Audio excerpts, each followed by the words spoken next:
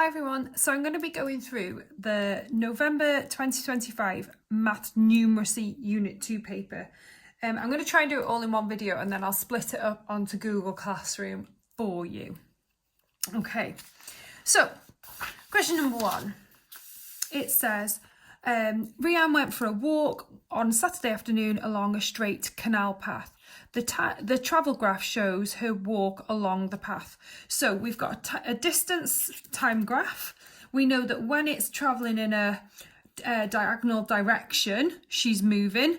When it's horizontal, she stays still. So we look at her journey, she's moving here, she stops here, moves, stops, moves, starts back on her return journey, stops, and then all the way back. Okay, so it says, how many times did Rianne stop on her walk? So as we just said, these are the stops. So 1, 2, 3. At what time did Rianne turn around and head towards home? So that's at this very peak of the graph right here. Okay, so that's when she starts coming back towards home. So it's at that point there. So it's halfway between 1330 and 1400, so it'd be halfway between 1/2 and 2. So we would know that it's 1345. How far did Rianne walk in total? So if we look at where she got to, she didn't quite travel 4 kilometres. If we look at the scale, every one small square is worth 0.1. So she's travelled 3.9 in that direction and 3.9 home. So it's 3.9 times 2, which is 7.8 kilometres. At what time did Rianne get home? So she got home here. Okay, not quite 4 o'clock or 1600. So let's have a look. If 10 squares is 30 minutes, that means every square is worth 3 minutes. So if we do it backwards, it's easier. If it was 4 o'clock and it's 3 minutes before that, that means it's 15:57 or 3:57. Okay, and then the last part, at which 2 times, so we've got 2 times to figure out, was Rianne 1 kilometre away from home? So I'm going to look at my 1 kilometre. So I've got right here. Okay, so that's that time there. So that's the first time. And then if I travel along, where else is she 1 kilometre away from home? Right here. So again, I'm going to follow it down and I'm going to mark there. Right, okay, so this time is easy because it's just halfway between 12 and 12:30. So 12:15. This one, remember, we just used it in our part D. Every small square is 3 minutes. So it's 2 squares, so it's 6 minutes this direction. So it would be 15:36. Okay. Question 2. So this is our question looking at our organisation, communication and accuracy in writing. Remember, you've been told it's just titles, showing your workings in an organised way and making sure that we use units throughout. So a fish tank is in the shape of a cuboid. Here we go. The width of the tank's base is 32 centimetres. What I'd be doing at this point is I would be labelling my little fish tank. So we know the width is 32 centimetres. So that's this length here, okay?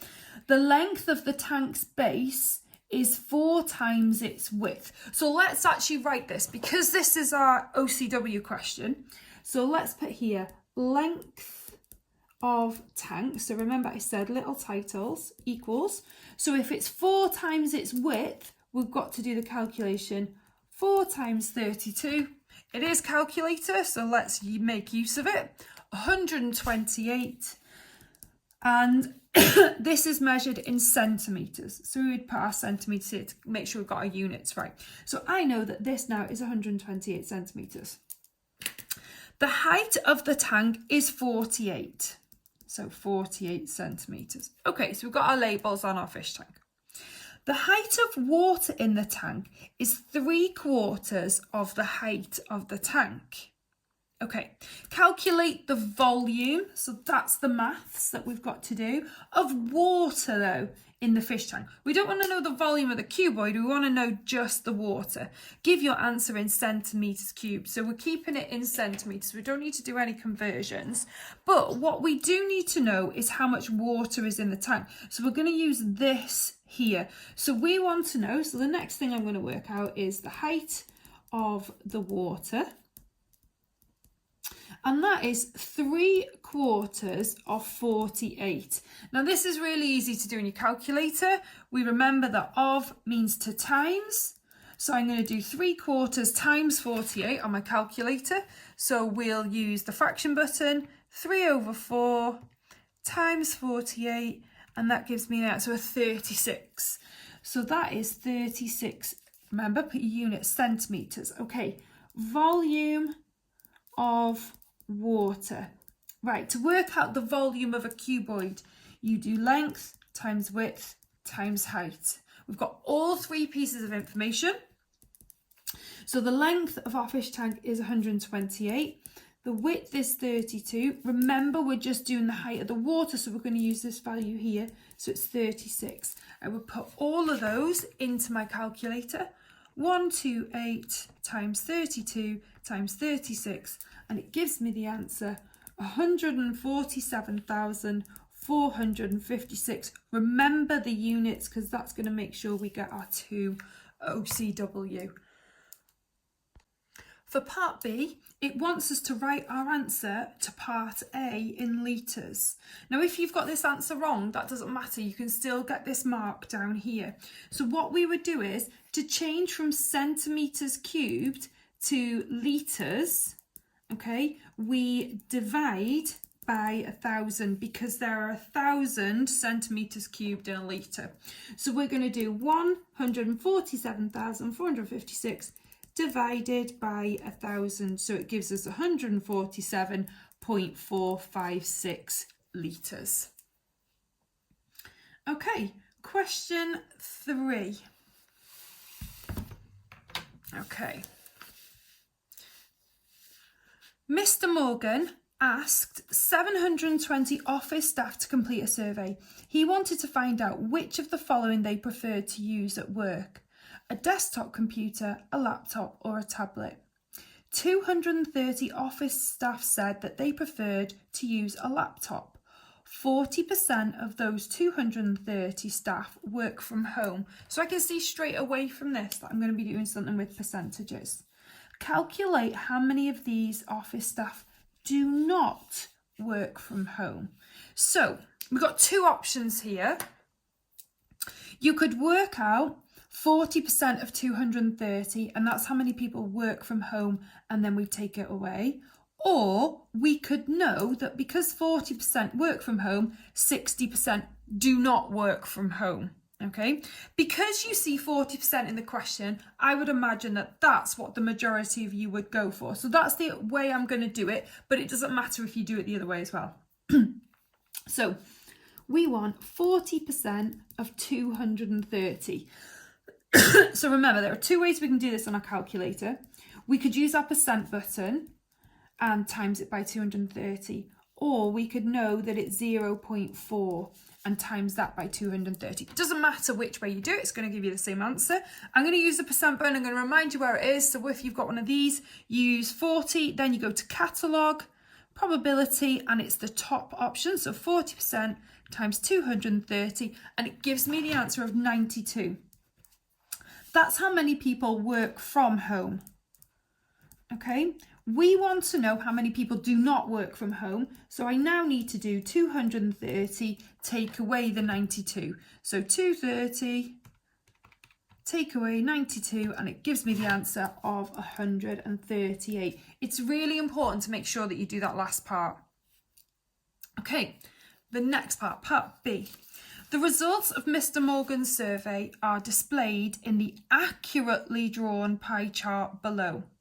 Okay, first of all, and what I've taught you with this, and this is how you should think about it if you've not looked at pie charts, the first thing to write down is 360. That's how many degrees are in a pie chart. Next, what number are we actually working with? Well, the number's in the question. We're working with 720. Okay. And what is the link between these two numbers? Okay, that's the first thing to figure out. So I say, what would you do to 360 to get to the answer of 720? Well, I know that there are two 360s and 720, so I would times it by 2.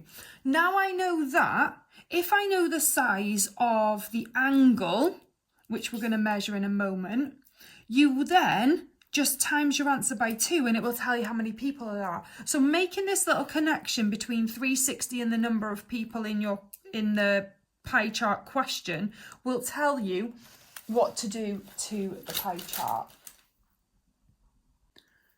And so now we know that it's times by 2, we would measure the angle, okay? So it says, how many of the 720 office staff prefer to use a tablet? So we need to know the size of the angle there. So I've got my protractor. What you would do is you would line up one of these lines with 0. So either this side or this side. I'm going to measure it this way. If you always go with this side, so if you point this line to the outside 0, you will always use the outside numbers, but use your common sense. It looks a little bit bigger than 90, this one. So make sure it's more than 90. You choose the number bigger than 90. So I measure round. It's this line here. So I would say that's 110. I could check the others, but we don't need to. So if it's 110, I know that if I want to know how many people that's worth, I've just got to times it by 2. So 110 times 2 is 220 people. So it's making that link will help you once you measure the pie chart.